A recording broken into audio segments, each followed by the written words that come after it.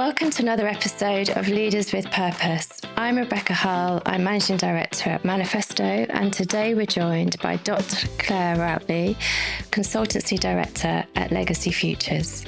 And I'm your co-host, Lou Lai. I'm Chief Client and Transformation Officer at Manifesto. And in today's episode, we demystify what systems thinking is, we explore the rise of the Polymath leader, and we also talk about how amazing Gen Z are.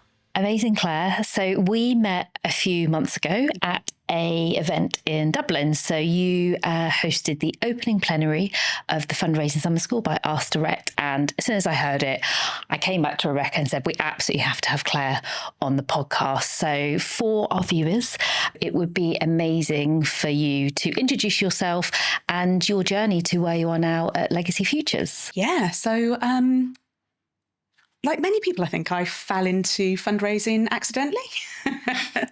It's a very common story. So I've been a bit of a charity lifer, really. Straight after graduating from university, I went and did some volunteering for my local hospice.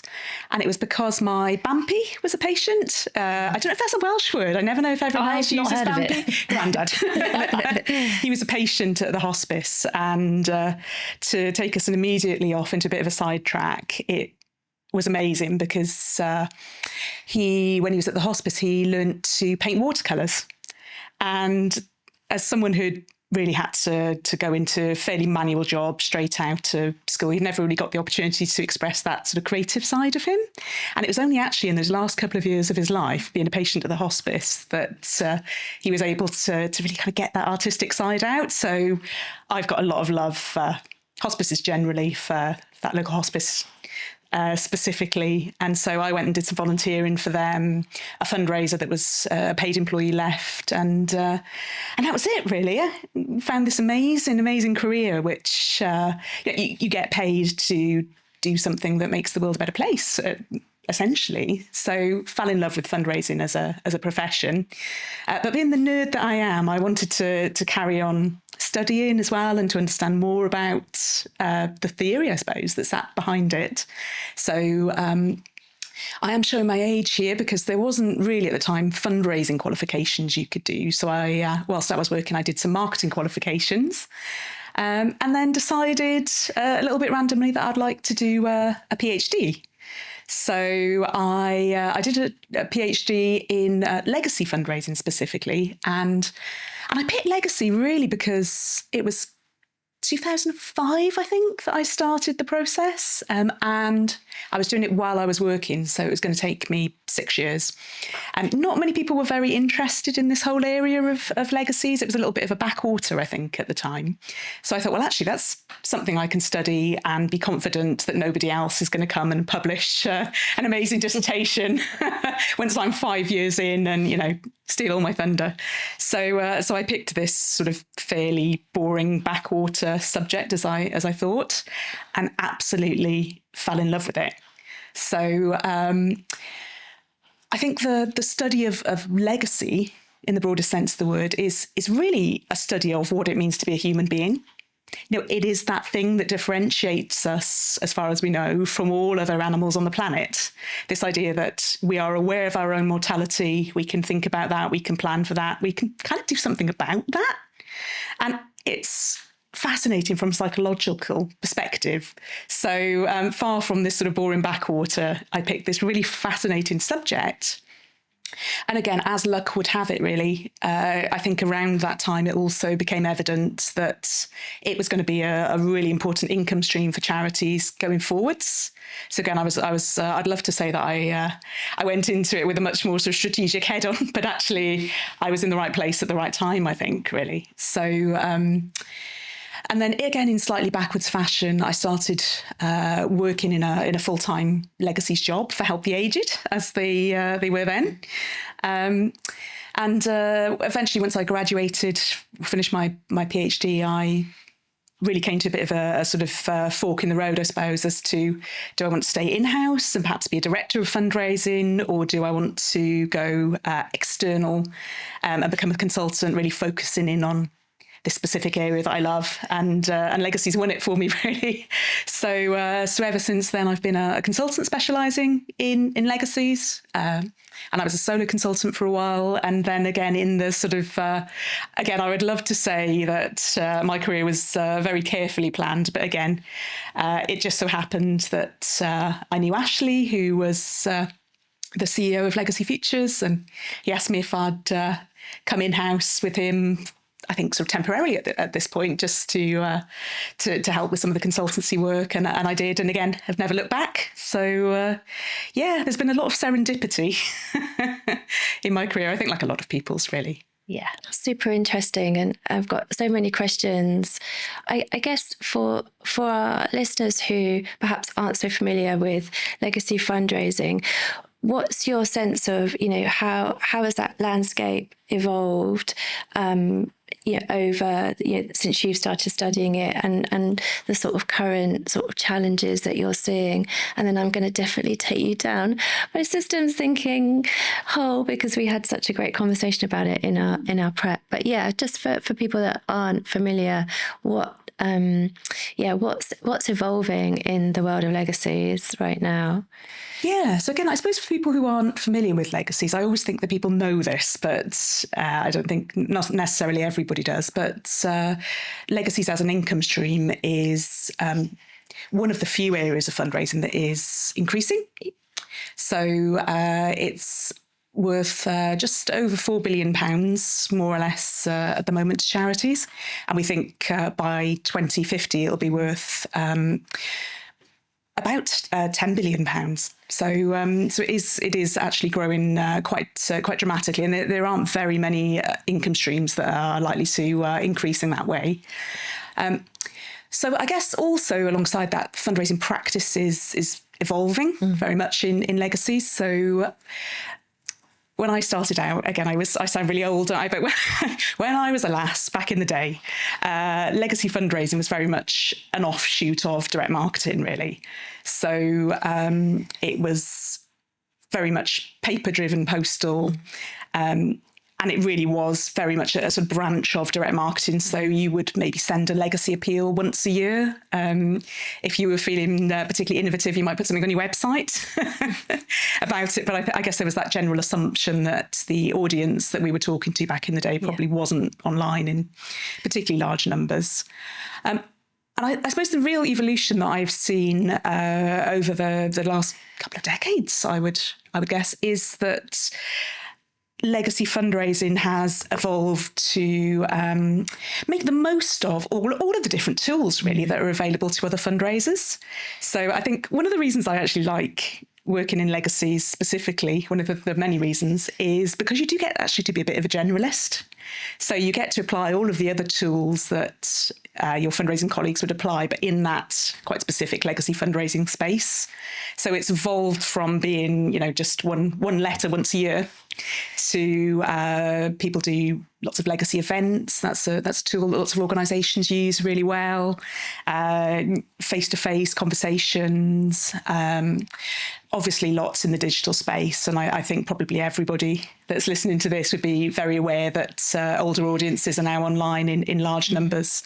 In fact, there are statistics that suggest that the baby boom generation are actually more online in terms of hours spent online than younger people. So obviously, what we do in the digital space has evolved massively as well. So it's a really great area for people, I think, that do like the ability to use lots of different fundraising tools, really.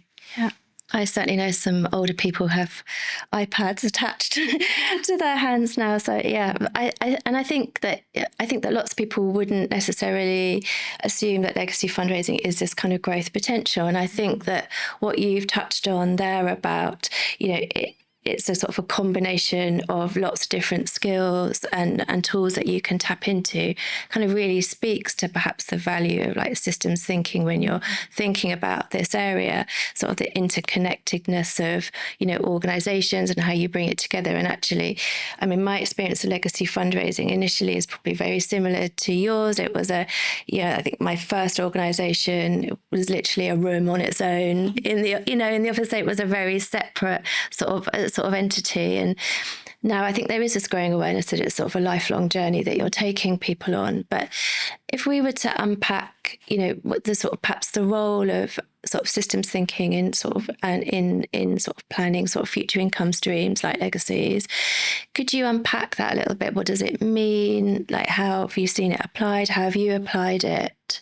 Yeah, I guess it might be helpful to mention why systems thinking. And I suppose what I didn't say when I was talking about my journey earlier on is, being the nerd / eternal student that I am, I'm also at the moment doing a master's in foresight at the University of Houston in the States. So systems thinking is essentially part of, well, it's a thing in its own right, but it's also a key part of futures thinking. So essentially, you know, if you're trying to think about the future, that's very often grounded in systems thinking.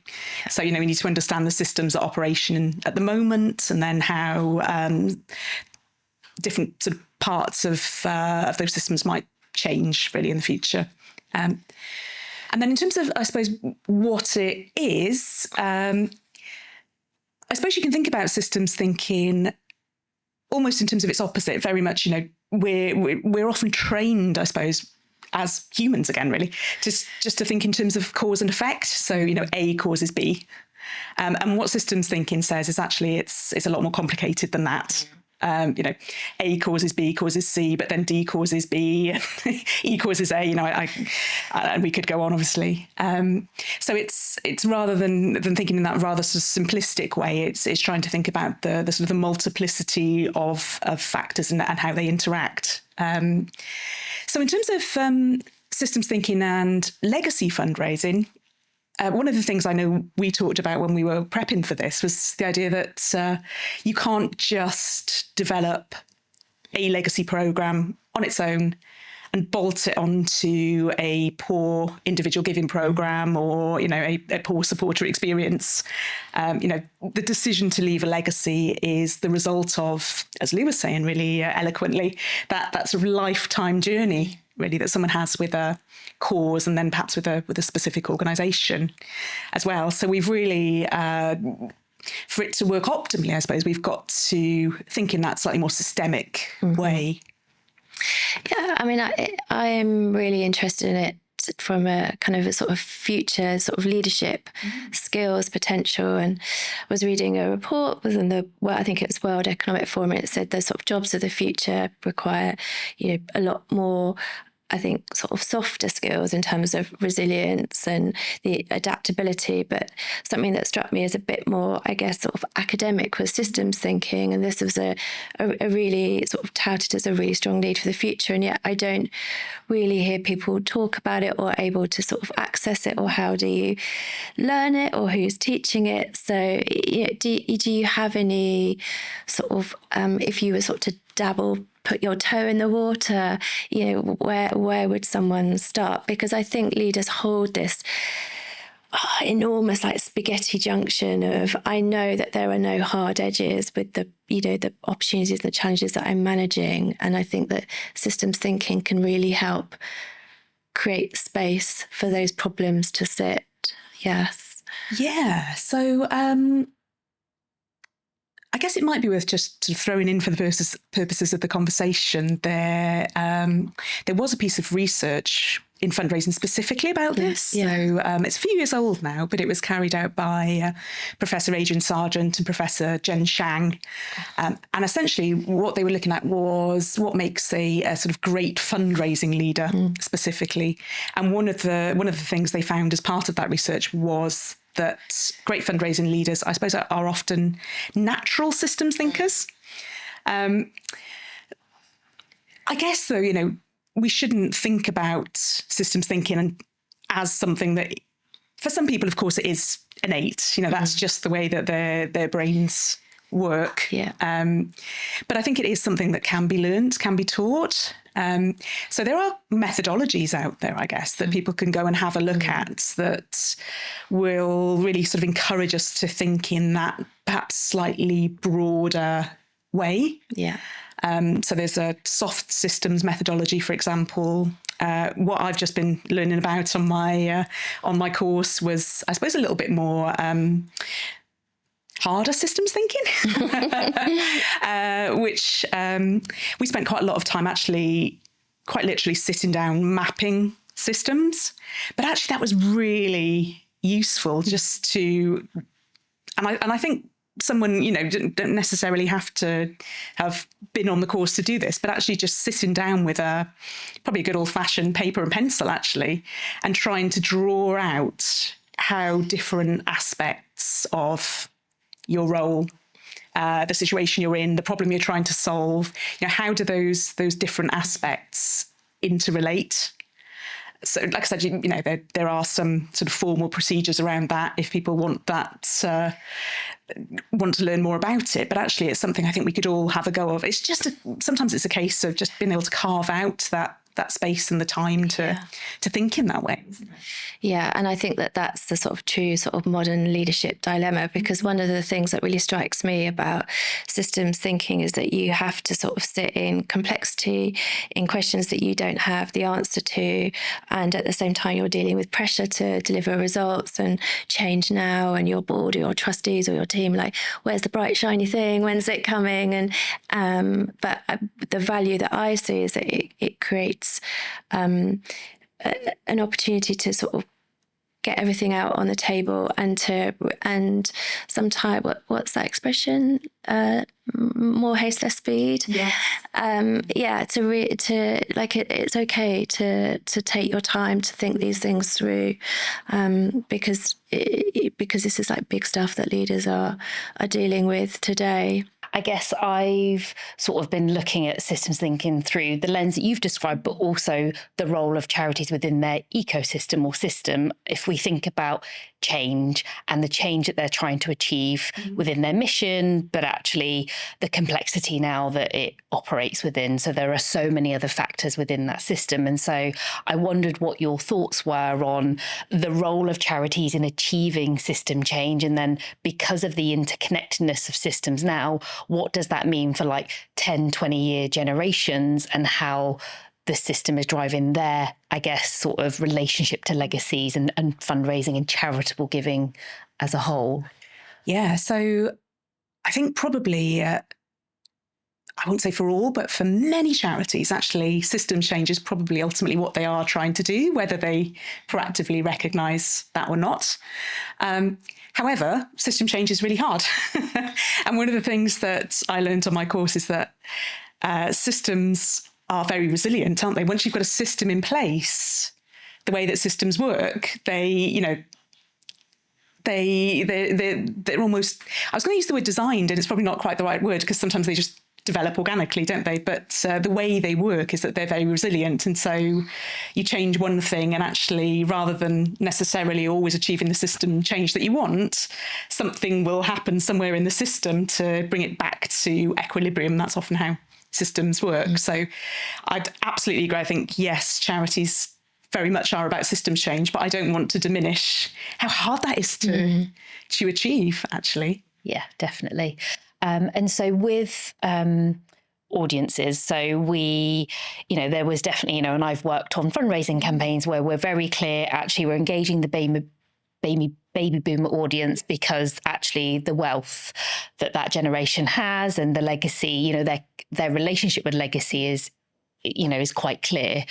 I think some of the stuff that you shared around different generations and what it means to leave a legacy is going to evolve quite significantly over the next sort of 10, 20, 30, 40 years. And so I wondered, in terms of like your sort of foresight work, your futures thinking, how do those two worlds collide with the reality of what that might mean for a legacy program and strategy in sort of 10, 20 years' time? Yeah, and it might seem like I've kind of got a foot in two very disparate camps. When I say I work in legacy fundraising, and I'm also really interested in futures, but actually there's a really clear link, I suppose, between the two, in that when you're asking someone to leave a legacy, that most of the time is a gift for the future, and quite often the longer term future. Most people, at least in the minds of the people that you're talking to, I imagine most people are thinking, this is not going to take effect for 10, 20, 30, perhaps even longer years in the future. So the two do link very closely together. And I don't want to sort of tout myself as an expert in this space. This is definitely a journey for me, but I think how can I sort of bring what I'm learning on my systems journey into my legacy fundraising journey? So, for example, already now when I'm pulling together fundraising strategies, legacy fundraising strategies, which I do a lot of, I encourage people when they're thinking about the market, for example, not just to think about, what are the trends in fundraising generally or legacy fundraising specifically, but exactly as you say, let's look at these bigger, broader consumer chain trends. Let's look at how, people are changing, I suppose, in their lives as consumers generally, and then think about, well, what does that mean for legacy fundraising? And obviously there are implications for fundraising more generally as well. So I guess those are things like we're becoming more individualistic. That's a fascinating one, isn't it? Obviously technology, which I never think is the really interesting bit, actually, from my point of view. But actually, technology does have a really big impact, I think, in sort of social terms, and how we think about the world and how we consume, etc. So you can't ignore it. Things like, what about living in a never normal world? This world of polycrisis, which probably, sadly, as we look at the future, is going to be more and more of a thing. How is that going to affect our sort of behaviours in the future? So I try and incorporate that type of thinking into any strategy project now. Yeah. And when we like that polycrisis, and I guess, Rebecca, this feeds on to something you were saying around kind of like leaders being able to lead through uncertainty and ambiguity. So you're walking into a charity, you're in that room with the executive leadership team, the CEO, the board of trustees. Like what are the type of sort of skills or reflections or focus areas are you sort of encouraging them to really think about as a team, not just wearing your subject matter expert hat, I know this area of the organisation, this is my craft and what I'm KPI'd on, but actually in order for us to hold this uncertain future, like is part of your role as a sort of strategic consultant also like helping them see a slightly different future for themselves and what that leadership room might look like in 10, 15 years as well? Yeah. And I have to say, I suppose, as a legacy specific consultant, I do probably, we do interact with CEOs and directors. That's probably more in the space of looking at what their legacy income is going to do in the future. And probably more of my strategy work would be at that sort of level down with a head of legacies, for example. But I do also work quite a lot with aspiring fundraising leaders as well, with my teaching hat on, which I also haven't mentioned, but I do. I teach I teach a variety of qualifications, but I teach the advanced diploma for the Institute of Fundraising, and I teach on a master's course at the University of Kent. So I work quite a lot with people that are sort of really aspiring to those leadership roles. I suppose how do we sort of manage that ambiguity? When we're encouraging people just or when we're working with people to look at their future income, this sounds quite basic, but I think it's quite important. We always present a range of different scenarios. So we'll look at a optimistic, a central, and a pessimistic forecast. So, but I suppose even at that level, you are encouraging people to think about the fact that, the future is not a fixed thing. And in the world of legacies, their income is going to be affected to some degree by what's going on in the wider economy. And at the moment, for example, there's quite a lot of uncertainty around that. So yes, even on the basic level of sort of presenting this is what your income is likely to do in the future, we never sort of go, this is the fixed position, and it will never change. But I suppose with my more qualitative futures head on as well, one of the things we encourage people to think about is the fact that, and again, it's a bit of a change in our perception of the future, is that in the futures plural space, we talk about futures plural, and we don't tend to see the future as here is the fixed thing that is coming at us that we just need to react to. We get people to, in a similar way, in a more quantitative forecast, we would get them to think about those slightly different scenarios. Qualitatively, you can get people to, again, use scenarios in a slightly different sense of the word, to think about, here are some of the different ways that the future might unfold. But also alongside that, to really think about the future as something that we can affect. Again, back to that point that it's not just something that's coming at us. This is actually something that we have a stake in, and we can, I think the really lovely analogy that someone in the futures world shared with me was thinking about it a little bit like gardening.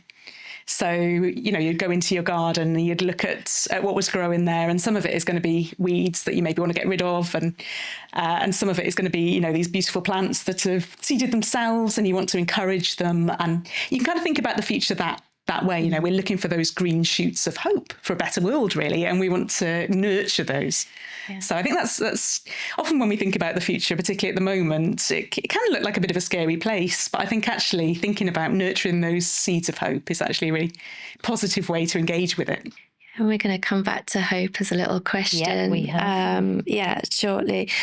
What you say is so relevant, and I see lots of leaders sort of under a lot of pressure to come up with the answers, and I don't think actually it's that obvious to people that what we can do is create some hypotheses, some assumptions around some scenarios that may change according to certain circumstances. And when you start to think like this, actually it becomes much more achievable. That you've started to cut your proverbial elephant into the chunks already. I'd really like to pick up on something that you've just mentioned in terms of teaching. I mean, like a woman who's doing it all. I'm definitely going to come back to this as well.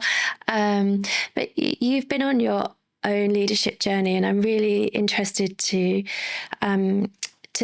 see how you perceive that leadership has changed. How has it changed for you?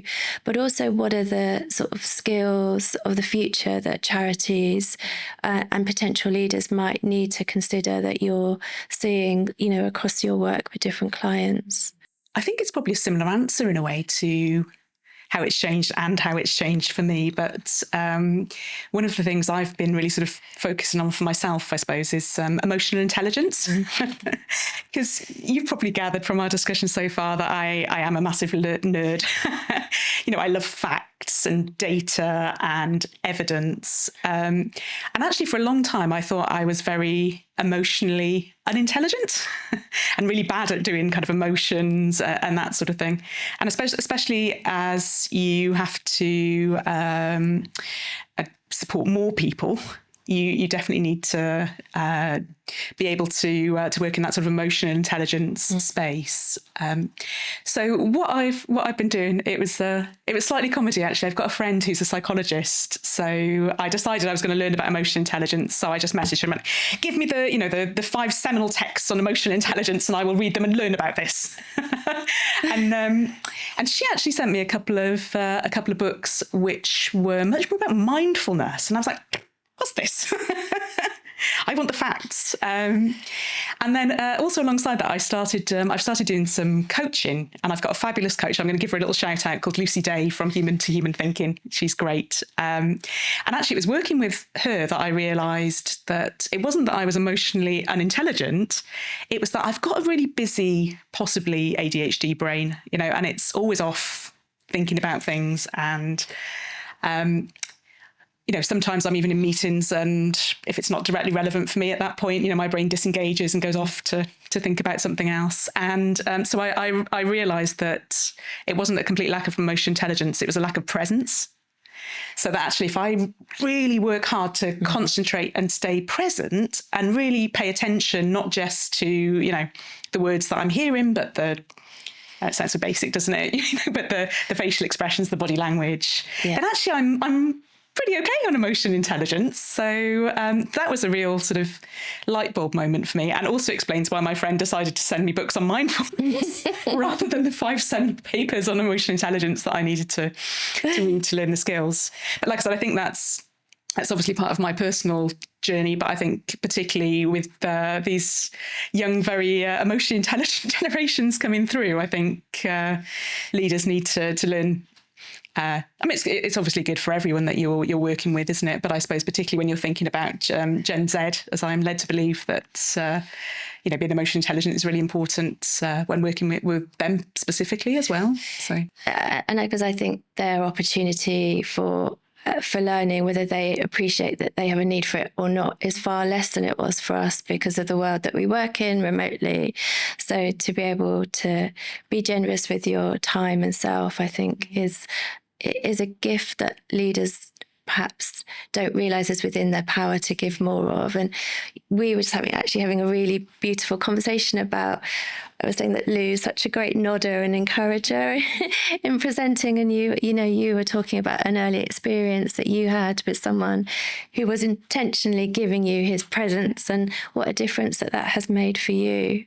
Yeah, so I was talking about someone who's very sadly died a few years ago, actually. But when I started out in the world of legacies, there was a man called Crispin Ellison, and basically he would sit at the front of conference presentations and nod and smile. And especially when you were just starting to present, and it's quite intimidating, isn't it, to get up in front of a room of people and present. And I think regardless of the quality of what he was seeing, he would sit at the front and he would nod and he would smile, and I would present to him basically for the first few years of starting to give presentations in the legacy space. But absolutely, as you say, it's just, I don't think at the time, I just thought, oh gosh, I'm doing a really good job. But I've come to realise that actually that was, and again, as you expressed it so beautifully, that was, him giving of his self and his presence and really paying attention to what was being said and deliberately being supportive to this poor newbie standing at the front of the room. So I think it's perhaps a really nice way, a few of us were discussing this in the legacy world, that actually it's a really nice way to honour him, to actually remember that. And now when I'm watching people present, to bring some of that energy. Shout out to Crispin. Yes. One of the things I'm really struck by, Claire, is your passion sort of for lifelong learning, and it feels that, like, as leaders, you can't sit still. You have to have a growth mindset. It's not enough just to be good at your job anymore, and yet we're all so busy. And I've just done the maths that you are also parenting while you were doing your PhD and working. So how do you approach lifelong learning? The world is full of stuff to know. What's your philosophy around it? And I think for me personally, and I'll definitely stress this is something that works for me and is not necessarily the route for everybody. But actually, for me personally, I realised that formal qualifications are actually a really good way for me to learn. Again, I think with my busy brain, if I don't have deadlines, I'll be interested in something, and then my little squirrel brain will wander off and be interested in something else, And so if I really want to learn about something, actually taking a formal qualification is good for me.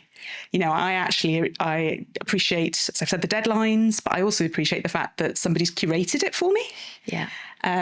So, someone has gone out and worked out, right, these are the 3 seminal papers that you need to read, as opposed to just sort of going into it a little bit, untethered really, and reading lots of stuff.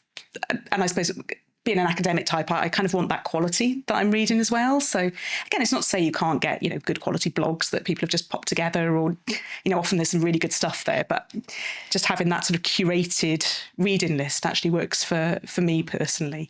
And it just really helps me to concentrate and go deep. But like I said, I don't think that's necessarily the route for everybody. I realise there's quite a lot of privilege that allows me to afford to do that kind of thing, because it's not cheap, is it?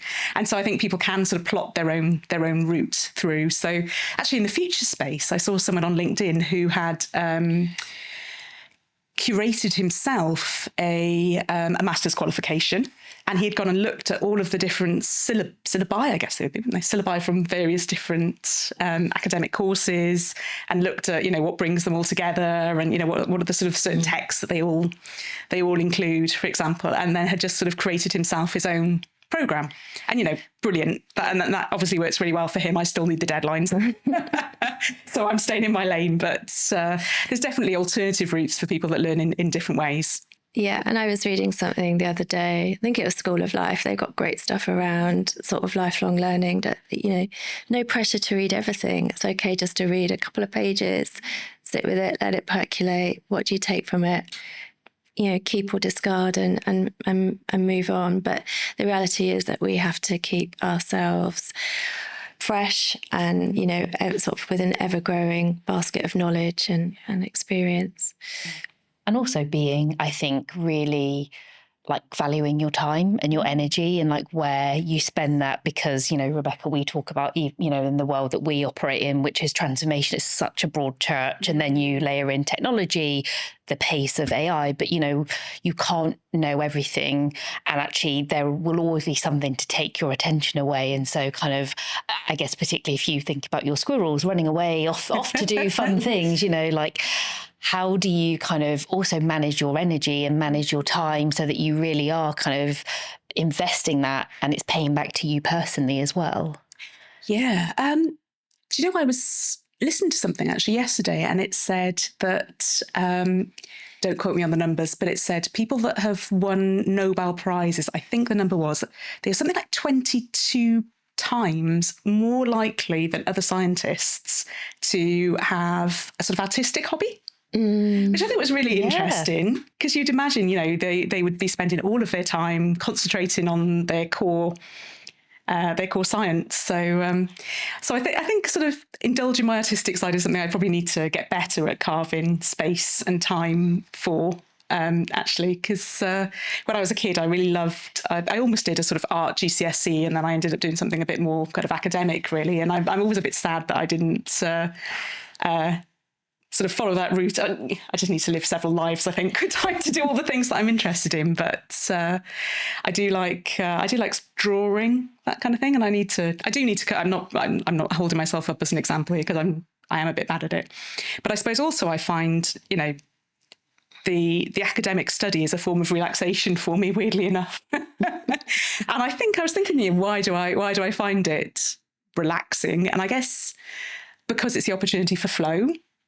I guess because I'm maybe doing it on a Saturday or a Sunday, and I do get moments in my work week when I can really go deep into a project and get into that flow space. But it is much harder, isn't it? We all know this. There's emails and messages and things, or meetings interrupting us. Whereas maybe just taking Sunday afternoon and spending, and it's really easy for me to spend 5 or 6 hours sometimes. Just I kind of sounds like such writing an essay.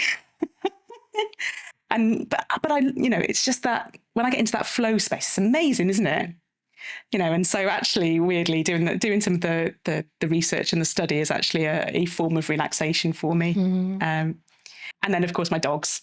Hanging out with my dogs, because again, as someone who maybe struggles to be present all the time, that's basically a dog's life, isn't it? It's just constant presence and in the now, and really appreciating. I just love the way you go out for a little walk with them, and they just find an interest in dog wee from another dog, and they just they're there in the moment. And they really they appreciate that, or they love chasing a fallen leaf, and they just they just find the joy, don't they? So I think just hanging out with my dogs is actually really, really good for reminding me of the simple joy in life, really. Definitely. And I think, obviously didn't realise we would maybe talk about dog droppings and various things. Sure, why not? But I guess it talks to some of, the ethos at Manifesto around, Rebecca's a big advocate of pause, take a breath, step away, look for the joy. And, so much of with the world being busy right now is that reflection time, because it's in the moment, of course, whatever the stat is, the amount of decisions you're making every day, it's decision fatigue is there, you can feel it. And as a leader, that's a lot to hold, but kind of really, I guess, sort of carving out that reflection space, particularly when you've got to hold now and the pressure to actually, we've committed to this research or we're funding this service, but actually what are we even going to be here for in 5-10 years? That they are such different spaces to hold as a leader. And I don't know if that's something that's almost really prevalent in the legacy world anyway, because you are so much making decisions today that actually you yourself won't even maybe sort of fulfill in the times to come. Yeah. And actually, I was thinking when Rebecca mentioned this earlier as well about the challenges of carving out that space. It's hard to do, isn't it? But often that does save time in the longer term. So actually, really reflecting on a strategy, or as you say, taking the time to think about, well, what would we need in 5 years' time? That time is difficult to carve out. I don't want to minimise the challenge that you've already referred to there, but actually, if we can just take some time to be a bit more strategic sometimes, that actually saves us time in the long term. And actually, it reminds me of a little story with my teaching head on. I was running a course on how to do strategy for some fundraisers, and I remember someone she was quite cross with me actually. She was just like, I'm so busy, how can I take the time to write a strategy? Where am I going to find the time to do it? And I was, well, while I have every sympathy for you, actually carving out this time will save you time in the long term, because one of the things that it will do amongst lots of other things is enable you to think about what you don't do. And so rather than constantly running around trying to do everything, actually knowing these are my areas of focus, these are the bits that we're not going to do because they might not exist in 5 years, or we'll specialise in this other area, or whatever it might be, will save you time. So it is. I think it is. It's hard to do, but it genuinely will help people in the longer term. Yeah, for sure. In so many aspects, particularly project managers. Talking to you, time spent in the beginning of a project, it means that the end of your project is so much smoother. But there's so much pressure, often like pent up demand to get going, that people don't give time to that bit. And establishing some of the kind of ritual and ceremony about how is this going to flow and work, and how are we going to govern, and all of the stuff that doesn't sound very interesting actually creates much more space for the work that is. Just reflecting on that's so interesting about the Nobel scientists, and I guess it was something that I was curious to ask you about, how you stay curious, because I think sometimes when we become specialists, we get really immersed in our sort of expertise, and we go deeper, and yet staying open-minded to sort of new things or new ideas can feel like a lot of effort and often a context switch. And I wonder if it creates sort of like neural plasticity in the brain, like new pathways. But yeah, for you, do you, because you talked about your squirrel brain, which I totally relate to, you will testify to that. But but I can also feel resistance in myself sometimes to something else that's kind of new, and what if this undermines everything I know? Is that something that you sort of grapple with? Yeah, I think I'm not sure I do anything specific to stay curious. I think it is part of me. I think I am a naturally curious person, but there's a really interesting link, I guess, between what we've been talking about in terms of thinking quite widely and broadly, and the systems thinking, actually. And the idea that for people who do think in that sort of wide, broad way, I know in our prep we talked about polymaths, didn't we, and people that have got interests in lots of different areas. But people that do think in that very wide, broad way often see connections that other people don't. So actually those sort of two themes of our discussion really kind of, I think, interlink well there. And as you say, as the world becomes, change carries on change, I think that, the pace of change is escalating really, isn't it? That ability to, that need to stay curious and the ability to adapt are going to be more and more important, really. And again, I was listening to something that talked about actually the danger of being that sort of very specific general specialist in that narrow frame is that AI essentially is going to be able to do a lot of that for us. And actually the people that are going to thrive are those sort of generalists that can see those connections that perhaps a computer that's being taught, essentially, I suppose, not knowing really how AI works, but, on algorithms and patterns that, AI won't be able to do that. That's kind of the unique value that we're going to bring as human beings, really. So, so I guess, again, I'm lucky, really, that perhaps that's the way that I naturally am. But I think we're all going to have to become more and more curious and read and think and listen much more widely, perhaps. Yeah, I think it's sort of the future responsibility of a leader to be sort of almost like a synergist for, so many sort of different inputs, and to, for it not to be AI that's making sense of that, but for it to be the sort of the human experience that's synthesizing and shaping the course of travel. Definitely. And I guess when you were talking about sort of Polymath leader, and I guess something we've been talking about is the sort of the shape and kind of capabilities of a future workforce in a charity in 10, 20 years' times. Like, I imagine that we sort of break down those silos even further around kind of teams, disciplines. And actually what we're talking about is people they might have sort of a couple, whether you're I or T-shape. Actually, we talk a bit about sort of M-shaped people, where you sort of have a number of routes down of expertise, but actually they're all connected, and you can cover like a broader sort of area and can hold space for a bit more. I don't know if you had any thoughts around kind of what that might mean for future charity organisations, the type of people they're hiring, and what talent might look like. Wow. I love that analogy of the M-shape. That's fabulous. I guess it'd almost come back to perhaps the importance of, emotional intelligence again that we talked about earlier. And again, that's probably what we're going to bring as humans in a future. I guess I think specifically about the fundraising world.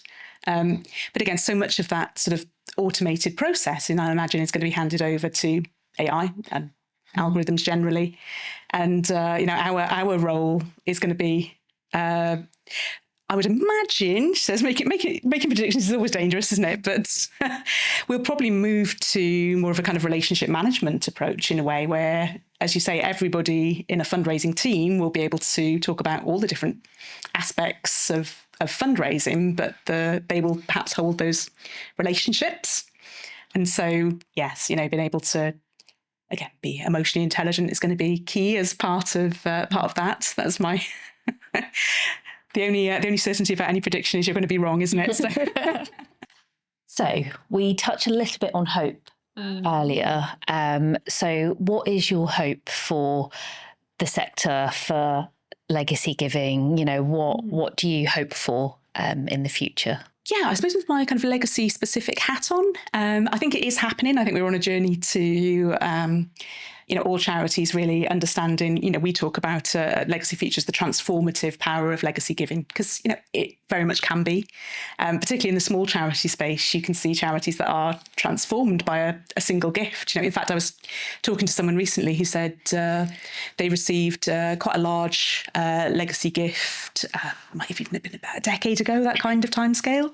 And they invested that, and actually they know now that they've got a fund that could keep them going on a fairly basic level, but could keep them going. And that's transformative, really, isn't it? So with my legacy hat on, I hope that every charity really sort of recognises the power of legacies. And I think how, having said, the transformative for charities, I think they're transformative for the supporter as well, actually. We all have this really deep, innate need to leave something behind us, and not all of us can do that by writing an opera or, painting a painting that's going to be on the wall of the Louvre.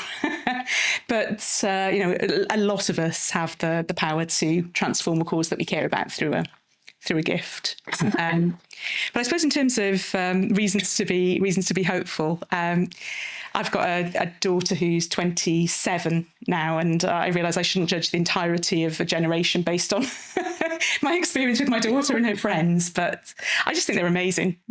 The Gen Z generally, having talked about emotional intelligence, they're so emotional. It's just, I think I was probably brought up with a bit of a stiff upper lip mindset of, we don't talk about this stuff. But when you see her and her friends talking, they're so kind of connected to emotions. I'm going to cry, but they're just lovely people. They're very warm and welcoming and open to difference, perhaps in a way that perhaps in my youth I didn't see people behaving. So I'm filled with hope for the next generation of leaders. Yeah, 100%. And I love that. And I think, again, something we talk about, Rebecca, the legacy we leave behind is that we create the space for the next generation of leaders come through. So they see people like you, Claire, people like me and Rebecca, we're leading a digital agency. We don't look like normal digital agency leaders, in the sectors and industry we work in. And so we want people to see what's possible. And, and that is probably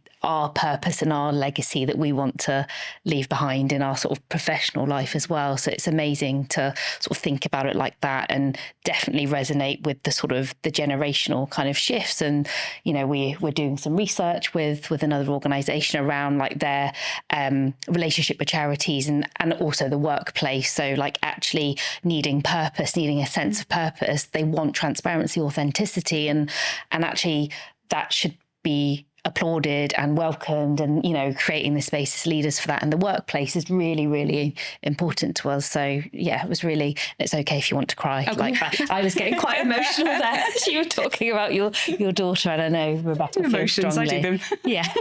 The EQ, it's coming out.